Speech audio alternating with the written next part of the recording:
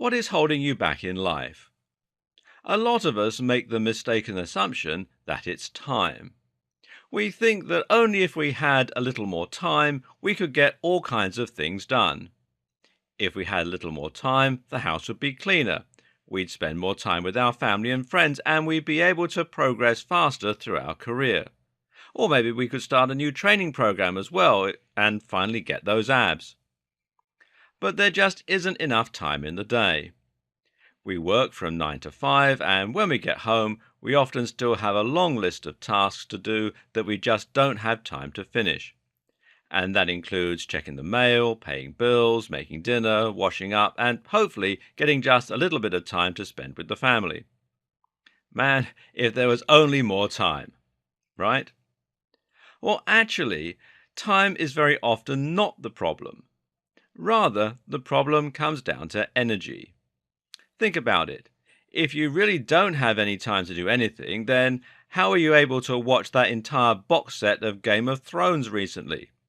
If you really don't have time to do anything, then how come you've been finding time to play Uncharted?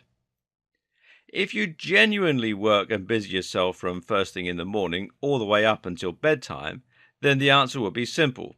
Get up earlier or go to bed later. No, that is not the problem.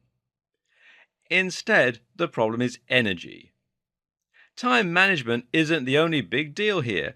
Energy management is just as important. If you can't effectively manage your energy, then you're going to find that you can't make full use of your time, and that is a problem. What probably really happens when you get home from work is that you collapse onto the sofa and watch TV for a bit.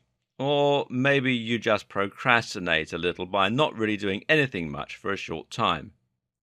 Either way, you could be working. You could be working on that amazing novel. The issue is not your time at all, but rather it is your energy.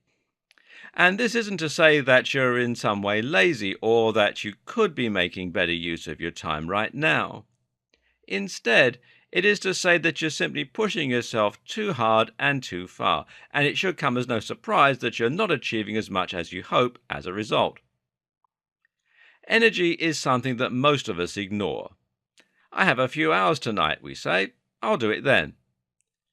The only problem is that if you don't have the energy, then you're not going to do it. Your energy is finite, it can only go so far, and if you ignore that fact, then you're going to run out of steam and not accomplish the things you want to change. There's a good chance you may be watching this and considering energy management properly for the very first time. Perhaps it's something that you never really thought about before, and you wouldn't be alone in that. But even at this early stage in the series, you've hopefully learned a valuable lesson. Simply acknowledging that energy is probably what's holding you back is one of the very best things that you can do to start making life easier.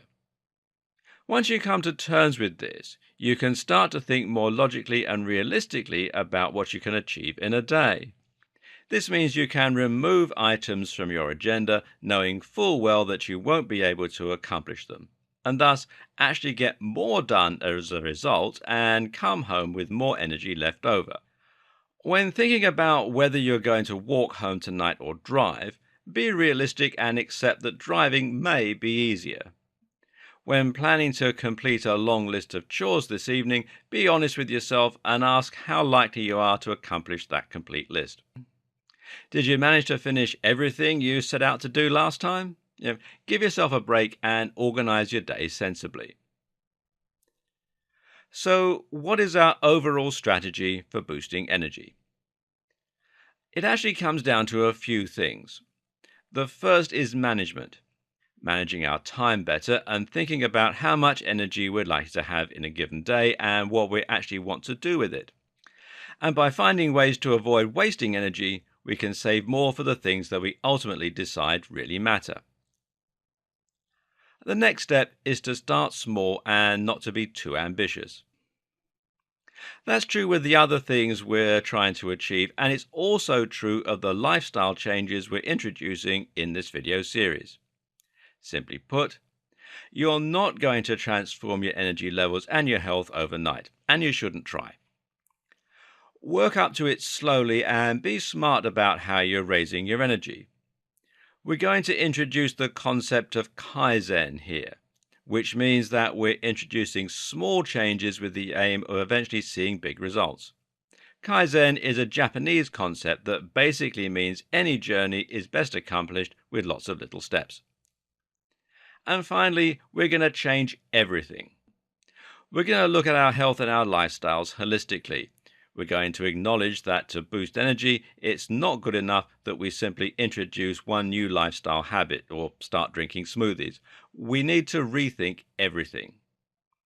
These videos will be your guide, and by the end, the aim is for you to be crackling with energy.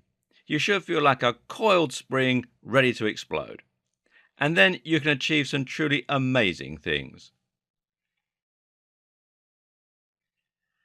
At the end of the last video, we mentioned that we had to change everything. Now, that's a pretty tall order, but using the aforementioned Kaizen approach, we should see it's relatively possible to gradually introduce change that starts small and eventually becomes all-encompassing. But before we go on, perhaps I should explain what I mean by change everything. Why do you need to change everything if all you want to do is get a little more energy? Let's take a look at one example and use that as a microcosmic example of why it doesn't work to try and change one aspect of your health and lifestyle in a vacuum. If you're like an awful lot of people, then at some point you've probably tried to get into better shape. That might mean you joined a gym, or perhaps you paid for a training program to get ridden for you. And if you're like an awful lot of people, you may have failed to stick at the training program or to see the results you wanted. Now, why is that? Probably it comes down to the simple fact that the training program was too ambitious. Very often, a training program will involve working out 3, 4, or 5 times a week at a gym. As a standard rule, workouts will be somewhere between 40 to 60 minutes. So that's immediately 4 to 5 hours of extra time that you need to take away from your current working week. Then there's the fact that you need to travel to and from the gym. And this can take anything from 10 minutes each way to 30 minutes. Then there's showering, and then there's the amount of extra washing you create and the fact that you need to pack for the gym. So what you're really doing is taking about 10 hours out of your working week. That's huge. And more to the point, these are 10 exhausting hours. And that's before we've even considered the amount of work we're expected to do in the kitchen. We're supposed to be transforming our diets to be low calorie, meaning low energy, and we're supposed to shop for the food, cook the food, wash up afterwards. You know how it goes. And it's all stressful too. Cooking can be stressful, and so can spending all that extra money on the gym, the food, on the gas. It's just too much. Then there's a good chance that the very reason you're not exercising and getting enough activity right now is because you're too tired half the time. This is why so many of us let ourselves get into bad shape to begin with, and it's why we turn to junk food, and it's why we struggle to stick to new goals. In short, we're already doing as much as we can. So again, the problem here is energy. Energy management is more important than time management by far when it comes to exercise, so you really need to focus on getting more of that. So next, let's look at what's sapping energy in your life. For many of us, diet comes into play here, and eating lots of junk food can certainly prevent us from feeling our very best and healthiest, so that needs to be changed. More important though is work. If you're coming home from work stressed, then you're going to have very little energy for throwing yourself into a workout. Likewise, stress from other sources, such as your finances or relationships, can also have a negative impact on your ability to train, so you need to fix that too. There are practical considerations too, like finances. As I was saying, staying in shape can be expensive, and like space if you're training at home, which is a good shout for most people. Even if you're not training from home, having a tidy flat stroke house to come home to can make all the difference in terms of your energy and how you feel. And it means you have one less thing to do at the end of the day. tidying up in this case. Likewise, looking good will fill you with energy and confidence too, which will translate into a better mood and more energy to attack the workouts. A lot of energy is linked with mood, as we'll see later. Then, of course, those other things come into play: time, motivation, and the right program. The point I'm making is that picking a training program and pledging to stick at it just doesn't work unless you're also looking at what has been holding you back so far. Right now, you probably fill your time with activity as much as you can and then crash on the sofa because you're out of steam. If you had the energy to work out, you'd already be working out. You're not, because you don't. So don't come up with an unrealistic 5-day workout plan until you've looked at the rest of your life, including your physical energy, happiness, and mental discipline. You have to change everything if you want to get into great shape. And as you'll see, this makes changes in the rest of your life. Working out will give you more energy. And when you get more energy, you'll find you start to perform better at work. This will be helped by the fact that you now look and feel more confident and attractive filling out that suit or pencil skirt with a more toned physique. Working less means you have more energy to train. Training means you have more energy to do better at work. And these kinds of two-way relationships exist throughout your entire lifestyle. Your lifestyle is self-sustaining, and everything you do is supporting that lifestyle and making it harder for you to change. So, where can you possibly start? As mentioned, one of the key things to think about is energy management and planning. Just knowing that you have a finite amount of energy throughout the day and making decisions on that basis. And this brings us to our first super important tip. If you're going to introduce something big into your life, then you need to remove something else. This sounds like a big deal, and many of us will be resistant to it at first, but it's also true. If you're going to try and exert yourself for 30 minutes after work every day, then you need to find a way to save 30 minutes of both time and energy. Getting up 30 minutes earlier will give you more time, but perhaps going to bed 1 hour earlier the night before can give you some more of the energy. Or perhaps you just make the decision to save energy by going out a little less. If you have a weekly pub trip, then consider cutting that out, especially as alcohol will sap your energy in the long term. If you have a very busy social calendar, perhaps consider seeing one friend less. Now, that sounds harsh, but life is all about making tough decisions. Or maybe you'd rather cut out one of your more tiring hobbies or extracurricular activities. Again, it's hard and it seems cold, but the simple fact of the matter is that every action needs an equal and opposite reaction.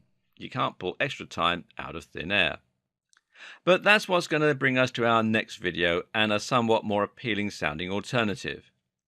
Finding lots of little ways to save more time and energy throughout the day. This is where the concept of Kaizen comes in. If you can save a little energy on the way to work, save a little energy in the morning, save a little energy doing the dishes, well, you might just have a bit more to spend doing the things you love and the things that are important to you. In order to spend more time doing the things you love and engaging in activities that will actually boost your energy further, you need to find ways to save time throughout the day. That way, you can introduce new things to your routine without feeling like you're being pushed too far. This will also help you to recharge and relax by having some time to spare, which will ultimately help you to be even more focused, productive, and creative at work. The first step is to get things tidy. Believe it or not, tidying your home makes a massive difference to your energy levels, your confidence, and therefore your ability to stick at your training. Think of your home as an extension of your state of mind. If you're very stressed, your home is more likely to look a mess. If your home is a mess, you'll be more stressed. So, what's the easiest way to keep your home tidier and give yourself more mental clarity and space? Actually, it is to get ruthless and just throw things out. Got a box of junk on the wardrobe you haven't looked at in a year? Well, get rid of it. Got 20 ornaments on every surface?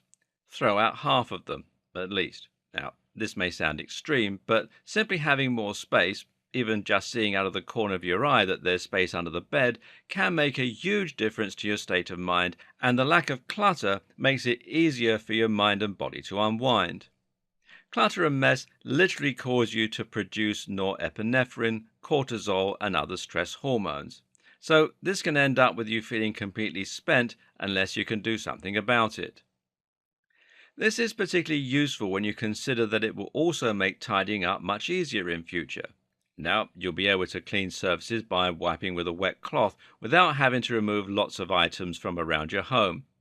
Finding things will be easier, and generally, you'll have more time and energy as a result. Oh, and when you remove 50% of your ornaments, you'll be left with a much higher average quality of things on display.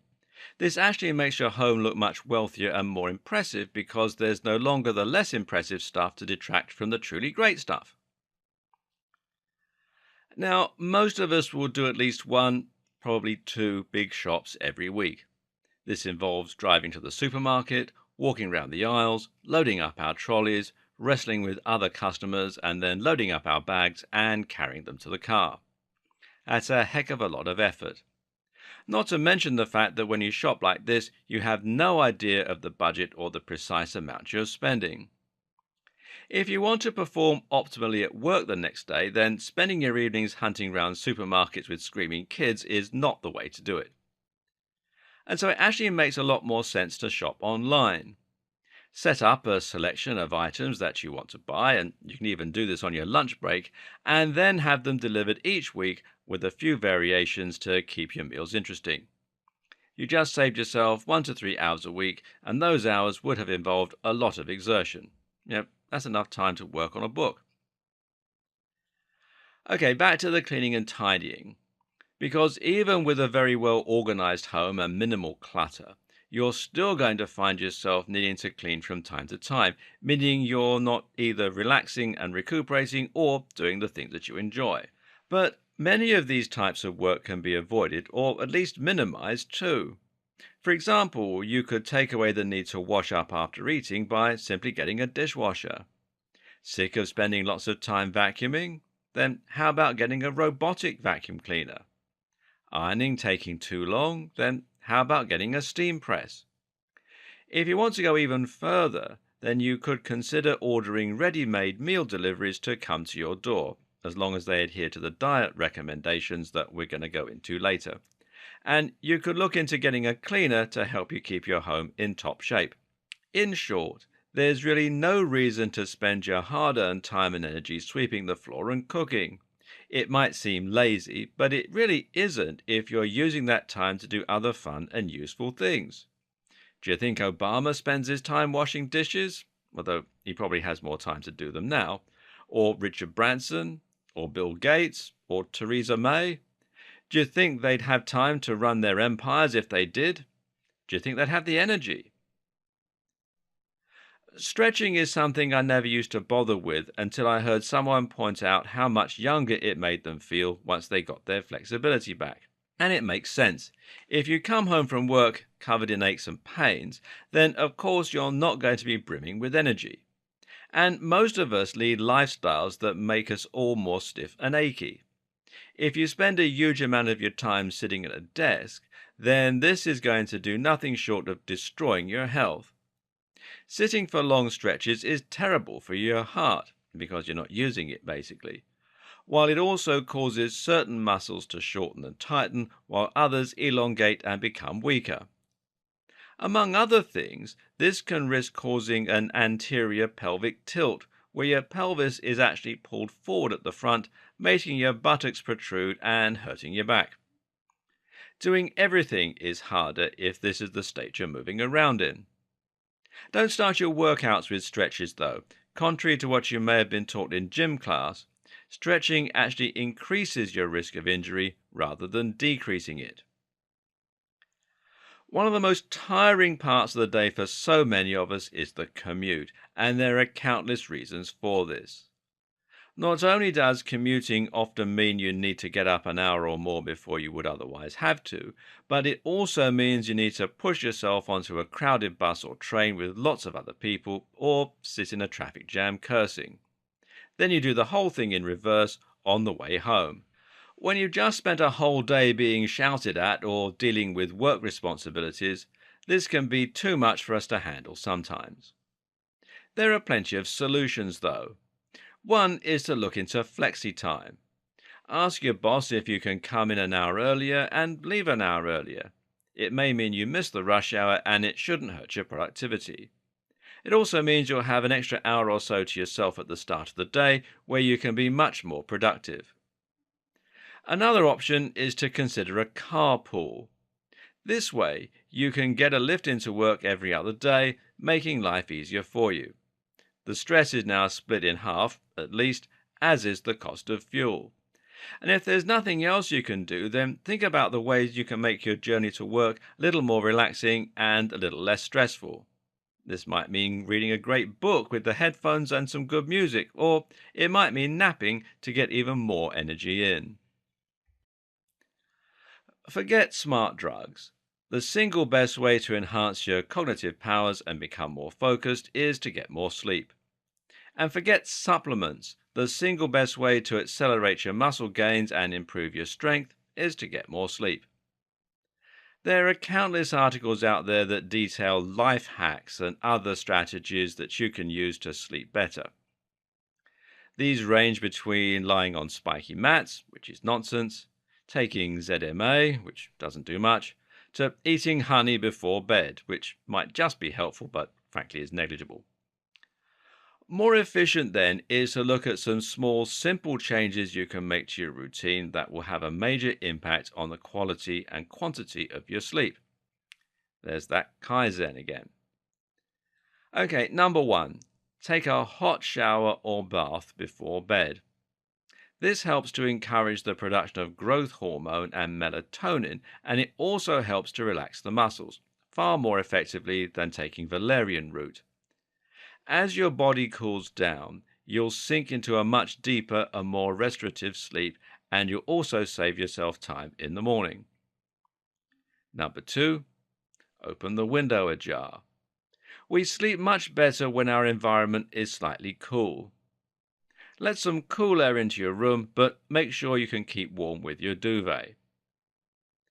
Number three, go for a run or a walk in the morning that day. Getting more exercise helps you to sleep more, as does getting fresh air and vitamin D.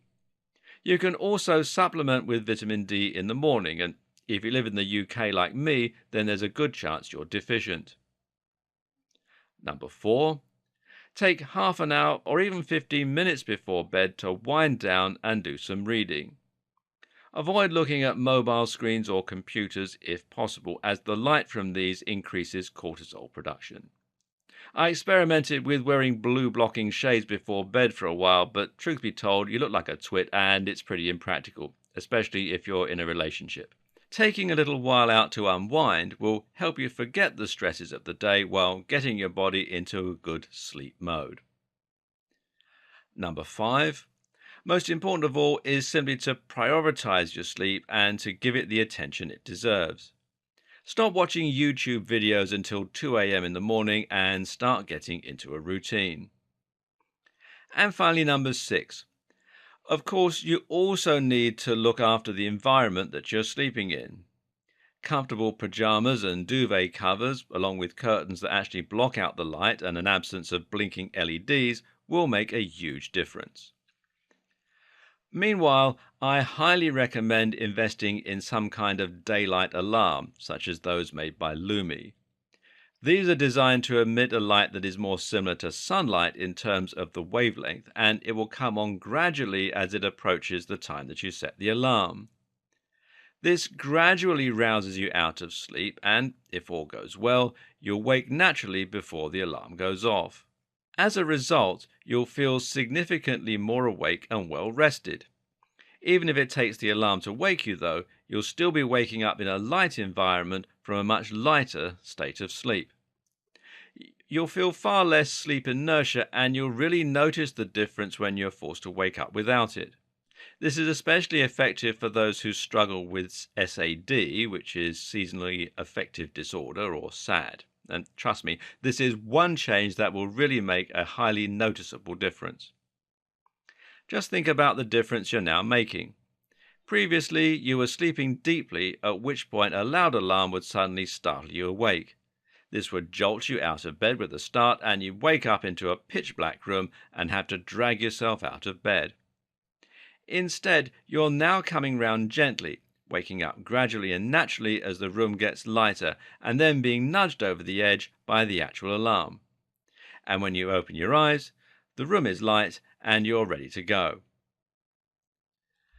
For those of you who struggle to get out of bed without hitting the snooze button, a daylight alarm can help.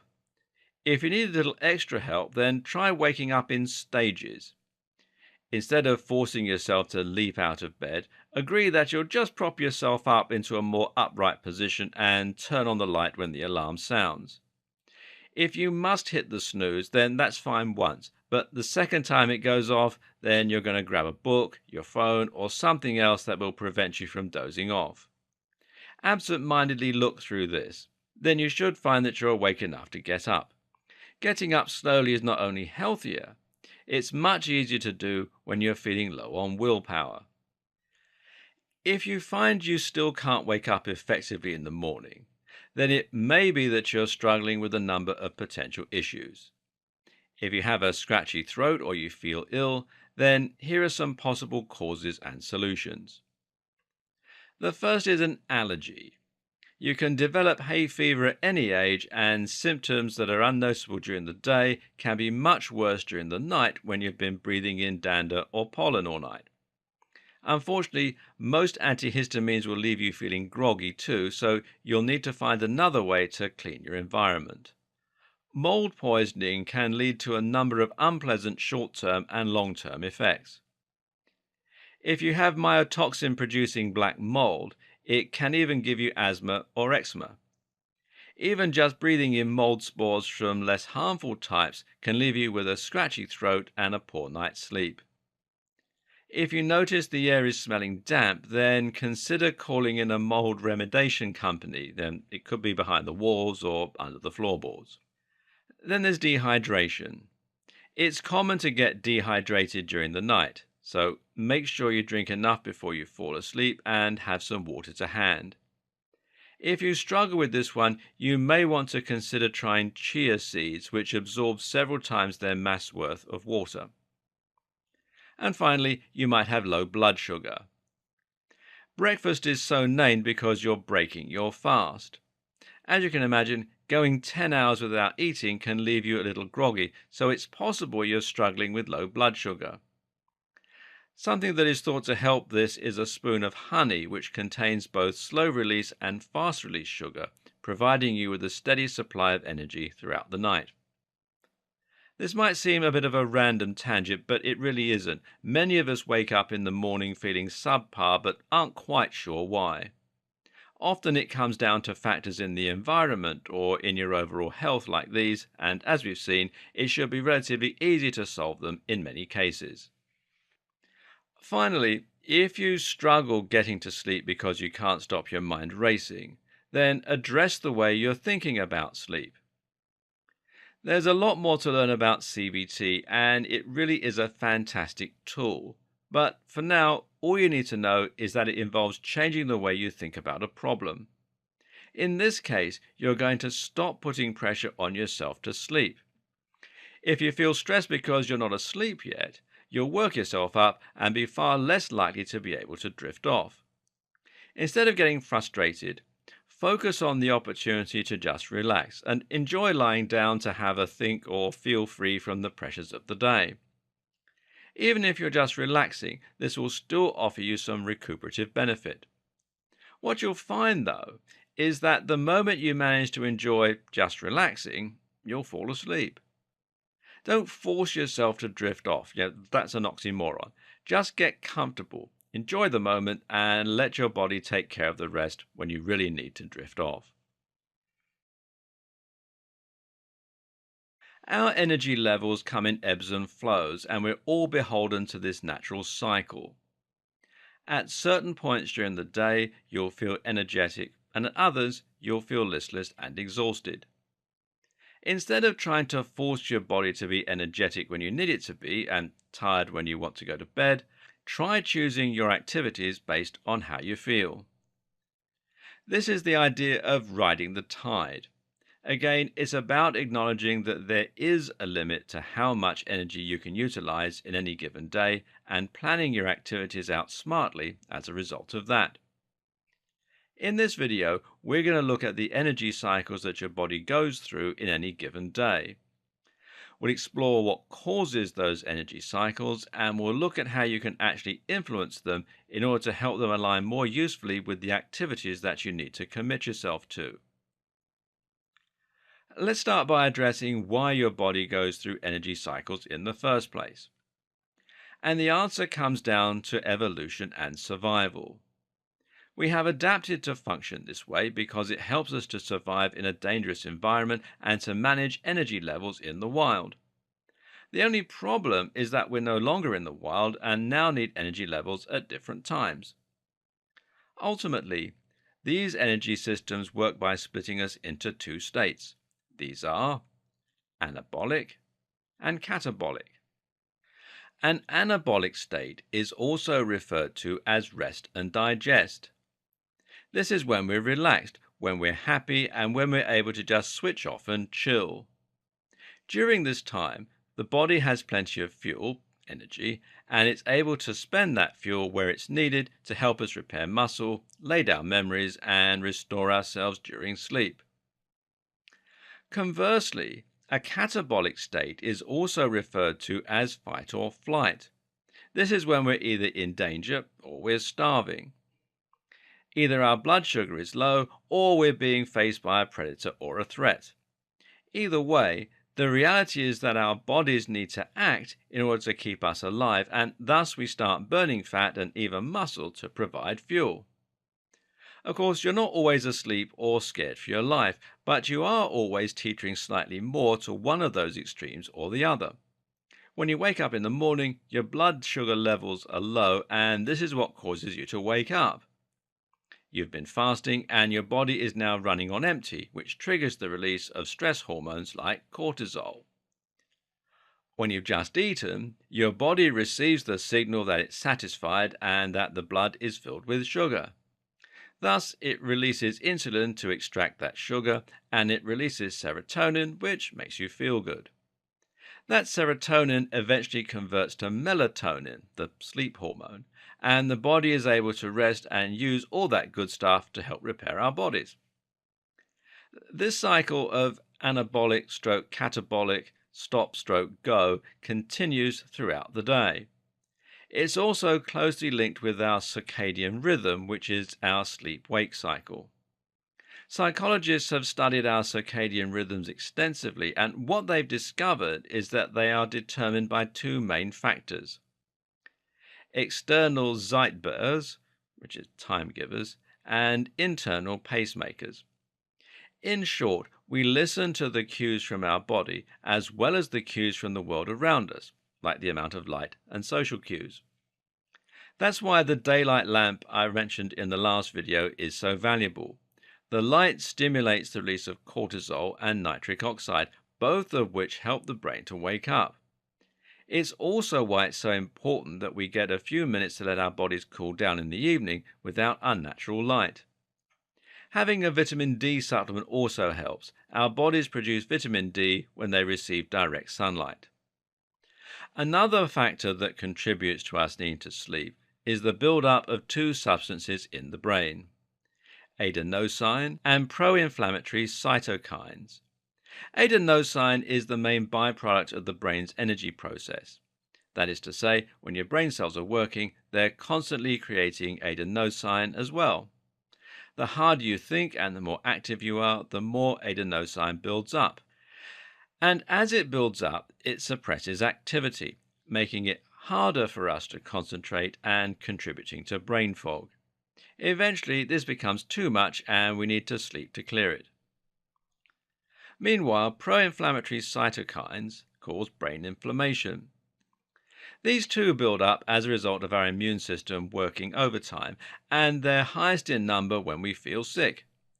This is why we feel tired, groggy, and full of brain fog when we're ill, which is partly our body's way of telling us to hit the hay.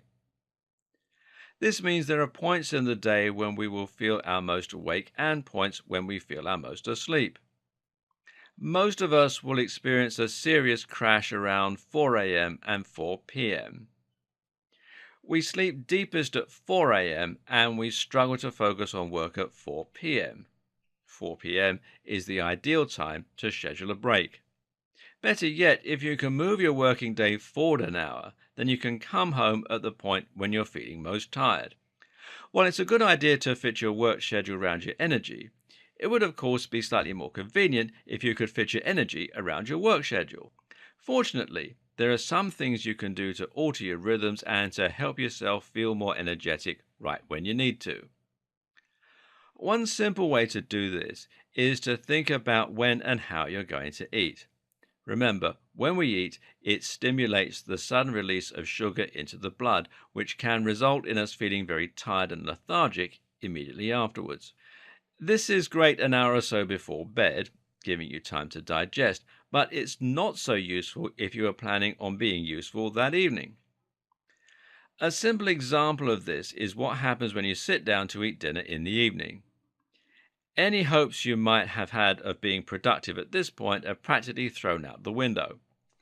So instead, if you wanted to tidy the house, try doing it before you eat, while your body is still flooding you full of wakefulness hormones.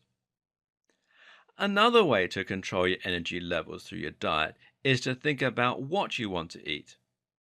A big mistake is to eat simple carbohydrates, which are things like cake, bread, and white pasta. These release sugar quickly into the bloodstream, which results in a sudden energy high. However, as we now know, that will be followed by a sudden crash when the sugar is taken up and the brain releases melatonin to put you in a restorative mode. The solution is to try and keep your blood sugar at a slightly more stable and level point throughout the day. In theory, this should provide you with a steady flow of energy while at the same time avoiding sugar crashes or sudden spikes in energy. To do this, you can focus on getting more energy both from complex carbohydrates. Now, carbohydrates that are slower to digest normally include things like more fiber and fat, as well as fats, which also digest slowly in the gut. Both of these methods will provide a constant level of energy as you go throughout your day and may also have other health benefits, potentially reducing inflammation. We'll discuss this more in the diet section of the video series. Changing the order of your food, even just by shifting everything forward an hour, can help to change the order and length of your cycles. In fact, when traveling abroad to different time zones, many people will utilize a system of changing their diet in order to readjust their circadian rhythms and body clocks. Another tip is to consider taking power naps. This is something that some people have a lot of success with, but there is a trick to it which will once again involve thinking in terms of cycles. This main objective is to avoid waking up during a sleep cycle. Sleep cycles tend to last about 90 minutes, but it takes 20 minutes to enter the first heavy stage of sleep. Sleeping for just 10 minutes can be a great way to get a quick energy boost, while sleeping for 90 minutes should provide a deeper sleep while helping you to avoid waking up during SWS, that's slow wave sleep, and experiencing high levels of sleep inertia as a result. The key thing to take away from this is that you need to consider the role of your body in your energy levels.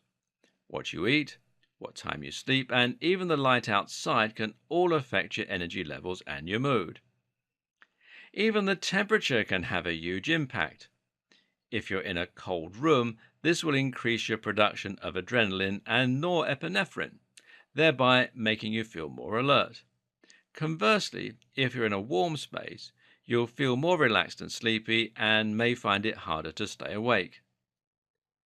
Note that we are actually more creative when we're relaxed. This allows our mind to wander, and it's when the mind wanders that it's able to form novel connections between concepts, thereby creating entirely new ideas. You can even split your work into ebbs and flows this way, dividing it between periods of creativity where you come up with new ideas and directions, and periods of productivity where you go full steam ahead to work as hard as possible. Which, of course, is a simple way of saying you need to take breaks. All that talk about rhythms, routines, and such like that we covered in the last video brings us nicely to the topic of stress, which is another crucial element of our wake sleep cycle and our energy. Remember, stress is what triggers the fight or flight response. Stress is the response to a perceived threat and or to low blood sugar. It's worth noting this right away because if you're feeling hungry and you have a deadline, then you're going to be more stressed out than you would be if you were trying to tackle the same issue while you were asleep. A little stress is a good thing. A little stress is what we call eustress, and this is what motivates us to focus and to be productive. Moreover, a little stress helps us stay awake and alert and to focus on whatever it is that we're doing. The problem is when we have too much stress or when this stress lasts too long. Remember, we're supposed to go through cycles where we switch between awake and alert and relaxed and calm. So, what do you think happens if you're highly awake and alert for 8 hours straight without a break? That's right, you come home and absolutely collapse in a heap because you're 100% spent. And there is a good physiological reason for this too. When you exert yourself, you see, you're producing hormones that keep your energy levels high. These include adrenaline and norepinephrine, which keep your heart beating faster and help you to concentrate and focus. The problem is there's only so much of these neurochemicals that we can produce. Eventually we run out, which causes something called adrenal fatigue. In this state, we will experience incredibly low energy, low mood, and low motivation. Ask yourself, what's the single most tiring part of your day? It's probably work.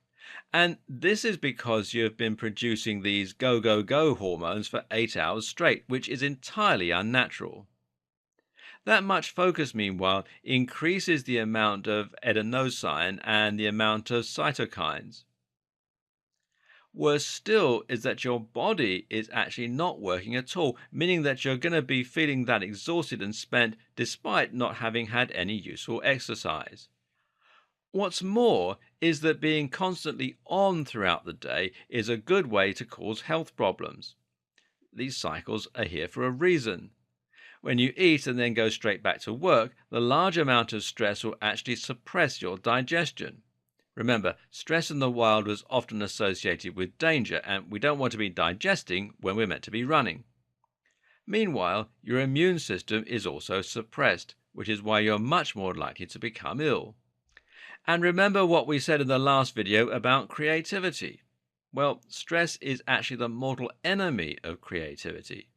In fact, stress actually causes the prefrontal cortex, the smart and creative part of our brain, to shut down entirely. This leads to mistakes, and it means you're not going to be performing your best at all. If you allow this to go on long enough, the worst case scenario is that it leads to depression and or serious illness. The best case scenario is that you'll spend your evening staring blankly into space with no willpower, motivation, or energy to do anything. So, what can you do to prevent stress from robbing you of your energy? Well, the first key is to make sure you're taking time out and that you make this a mental break as well as a physical one. In other words, actually take a break from thinking about work and instead try reading or perhaps going for a nice quiet stroll. Either way, you should focus on thinking about anything other than work. An even better idea is to practice some stress management techniques. CBT, cognitive behavioral therapy, is a great method to this end, as is meditation. Either way, if you can go through your working day and remain calm and relatively unfazed, even when everything seems to be going wrong, You'll find that the entire day seems much less tiring as a result, and that you arrive home with far more energy to spend being productive or just having fun. It also means you'll have more energy at work the next day to be even more productive. And finally, if work is repeatedly taking it all out of you and you aren't able to find the way to get the balance right, you should quit. Again, this sounds extreme, but if your work is that tiring or that stressful, then it will only continue to undermine your enjoyment of other activities and to take a toll on your health. Your health and happiness should always come first, and there's no reason that anyone ever has to stay stuck in a job that is placing so much strain on them. What is the role of exercise in all of this? Well, it's pretty much crucial to the crux of all this activity. The very best way to enhance your energy levels by far is to start becoming more active and to exercise. This will give you a boost in just about every domain. The first reason for this is that exercise will help you to enhance your cellular efficiency. Inside each of your cells are tiny little energy factories called mitochondria. These are what take the energy, glucose, from your food and convert it into something that can be used, ATP. They're also what break that ATP down to release the energy that drives muscle contractions, deep thought, and breathing. As we get older, the number of mitochondria in our system actually depletes, but when you're a young kid, you have loads of them and they're functioning much more efficiently. So, if you ever wondered why all Grandpa does is sleep while little Timmy rushes around the house all day on a sugar high, that would be why. But when you exercise, you boost the function and number of your mitochondria. This doesn't just help you to perform better in athletic activities, it also helps you to think better and to wake up more alert so that you can get more done. That's only one way in which exercise will boost your productivity. Another powerful effect comes from improved cardio fitness, circulation, and blood pressure. In short, using your heart a lot will make you better at pumping blood around your body and provide you with oxygen, nutrients, etc. The best form of exercise for this benefit is steady state cardio. Running long distance gives your heart's left ventricle time to enlarge, and that means you can pump more blood around more easily. But any form of exercise will help you increase your VO2 max, your resting heart rate, and your energy levels. Exercise is also super good for your brain and will encourage more brain plasticity, improving your sleep. Getting rid of fat will make you lighter, meaning you spend less energy moving around. In short, if you can exercise, you will perform much better than ever before. The only problem? If you're currently not exercising at all, then you'll find it hard to start, which is why I'm happy to introduce the quick routine to solve that problem. The most important thing to start with is a simple training program that you can just stick at. This is where all those self-help books and online training programs have gotten things a bit twisted. It's very misguided when you see the people who walk around the gym with elaborate training programs and queuing for machines before they've even developed a basic level of fitness. It's even more misguided when people tell themselves that they haven't started working out yet because they need to, quote, find the right training program. Want to lose weight? Then you might have taken a quick look online to find advice. Some people will be telling you to cut out your carbs. Others will be telling you to count calories and not worry about carbs. Others will tell you to eat more carbs and cut the fat. Meanwhile, do you do steady state cardio, in other words jogging, or do you try HIIT, high intensity interval training? It's all a lot to pick from. At this point, though, it really doesn't matter. All that matters is that you're doing something. If you aren't already training, then get training right now on a regular basis. Don't wait until you finish these videos. Don't focus on improving your health or getting abs, although we'll touch on that later. Just focus on getting good at training and actually sticking to a routine. Anything is better than nothing, and you don't need to worry about training wrong. Your body is incredibly adaptable. So here's a very simple training routine that you can use to start getting into shape. It's called the Quick Program, and it goes like this. First of all, do press ups, or push ups as some people call them, to failure, and keep going until you can't do any more, and remember the number and beat it next time. Then you're going to do pull ups to failure, and then kettlebell swings to failure, and use a weight that allows you to do about 30 to begin with. There's no pause in between each exercise, and you should treat this like a circuit. Ideally, you should aim to do 3 to 5 rounds with 1 minute's rest after the swings, but if you only have time to do one, well, that's okay. Remember, it's better to do something than nothing. If you have just 5 minutes at the end of each day, then just doing the press ups is fine. Perform the press ups fast and keep your body rigid as you do. Make sure you go all the way down and back up for each rep. Look for a pull-up bar that fits into a door frame without needing screws, and this will set you back about $10, and you can buy them online. If you don't have a kettlebell, you can buy them online for about $50. If that's still off the cards, you can replace the swings with jack-in-the-box reps. Here, you squat down, then explode up and splay your arms and legs apart. With all these, you're starting by going to failure and then aiming to increase or maintain that number each time you come to do the workout. So if you can do 30 press-ups right now, you'll be aiming to increase that to 31 tomorrow. In a year, you'll be maybe doing 70 or 100. Try to do this at least 4 times a week to see real results. This routine is the only necessary exercise because it offers some cardio benefit when practiced with intensity and because it offers resistance training for all the major muscle groups. The press-ups train the pecs, shoulders, triceps and core. The pull-ups train the lats, biceps and core, and the swings train the hamstrings, quads and lower back, the erector spinae. Overall, this is about as close to a full body routine as you're going to get in just 3 moves.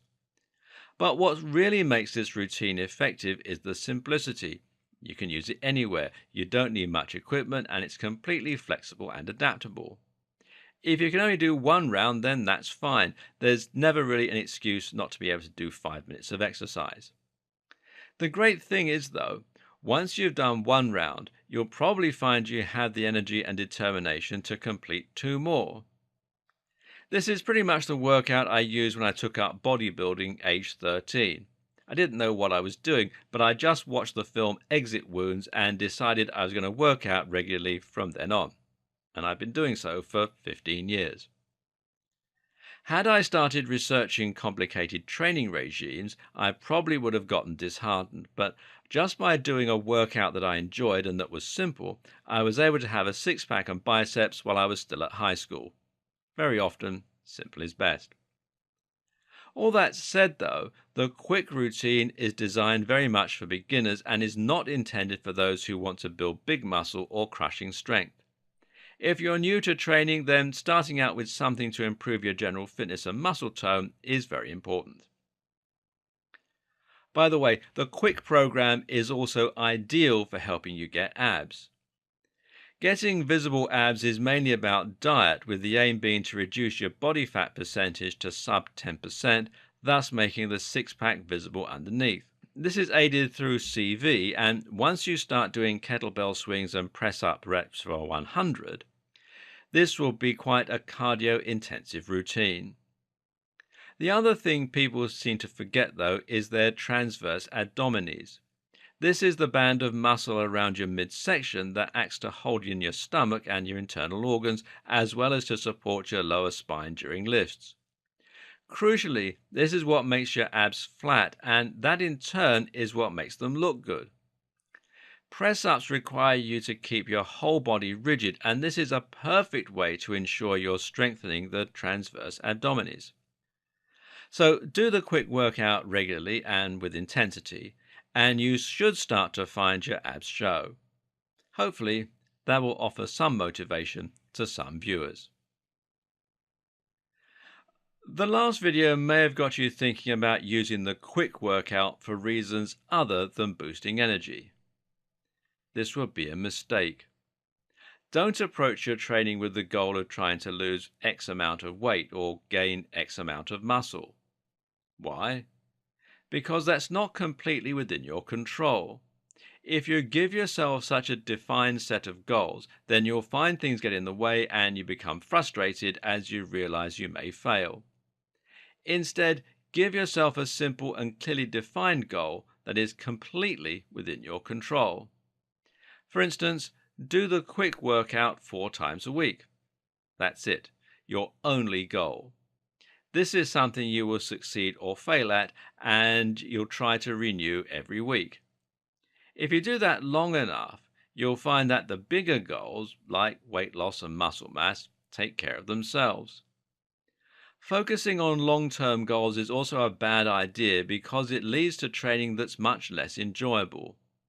Try to forget why you're going to the gym and just enjoy being there so that it's its own reward. When I'm really low on motivation, I just go and hit a heavy bag, which I love. A little tip: if you're feeling very low on energy and you can't get the motivation to hit the gym, then try watching something that motivates you. The Rocky IV training montage tends to do the trick for me. This is called priming in psychology, and you can use the technique in other areas of your life too. Need to sit down to do some coding? Try watching a snippet of The Social Network or Iron Man and see if that puts you in your genius mode mentality. It sounds like a small matter, but when we feel driven to do something, it actually makes a big difference to our energy levels. This triggers a similar sort of neurochemical stroke hormonal response to eustress because you're telling your body and mind that what you're doing matters and is important. Remind yourself why you're doing what you're doing, and you can put yourself in that waking mode much more easily.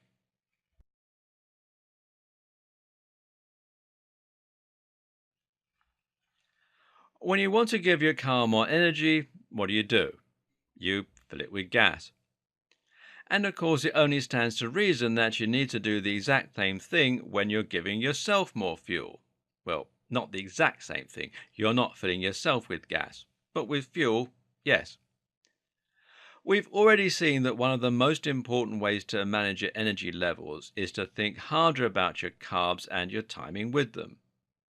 By consuming more complex carbs, like oats, and more fats, like avocado, you can provide yourself with a steady supply of energy throughout the day. But there's more to it than that, of course. What's also very important is simply to make sure that you're providing yourself with enough calories and that you're spacing your food out enough. This is crucial just to ensure that there's a steady supply of energy while you're going about your business. This is also why going extremely low carb may be a mistake. Studies show us that you actually see a reduction in IQ when you go too low carb. The simple reason is that there isn't enough energy for the brain to function optimally. So, food is fuel, but it's also much more than that. Food is also what provides your body with the raw materials it needs to help you function optimally. And when you function optimally, you have more energy. Nutrients are what the body uses to build muscle, but they're also what the body uses to create those mitochondria, energy factories, and to keep them operating at full capacity.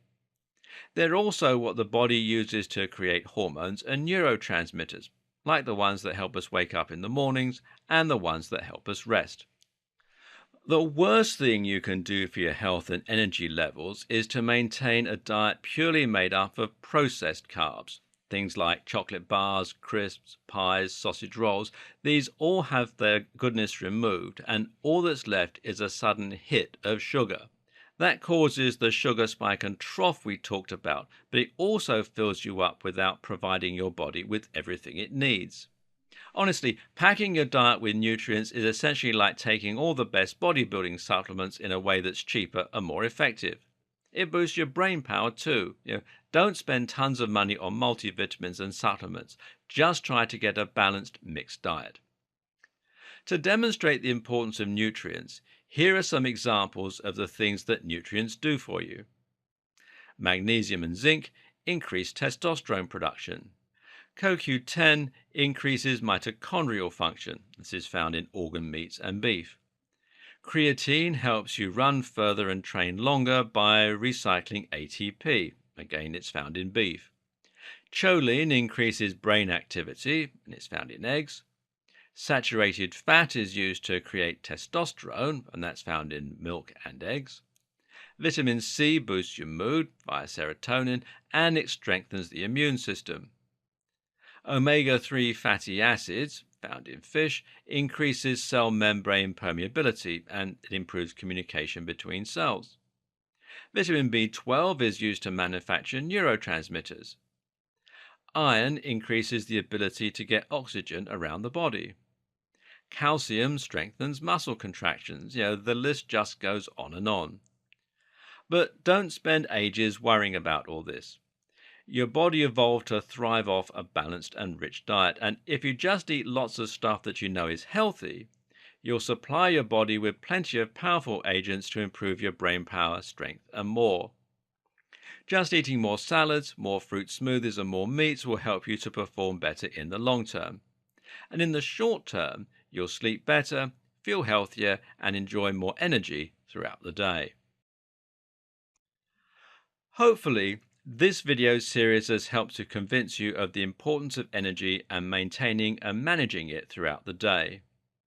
On top of that, though, you hopefully now have a more complete picture of precisely what dictates your energy levels and how that impacts on your ability to work, train, and enjoy life in your downtime. It comes down to management, to planning, and being smart about your routine. But it's also a matter of understanding the biology that dictates the way you feel and how you can subtly influence that to get the best from yourself. But now comes the hard part. Adapting that information to help you fit it in your own life and your own routine. It's worth it though. Get this right and you'll be far more productive at work, far happier at home, and much healthier.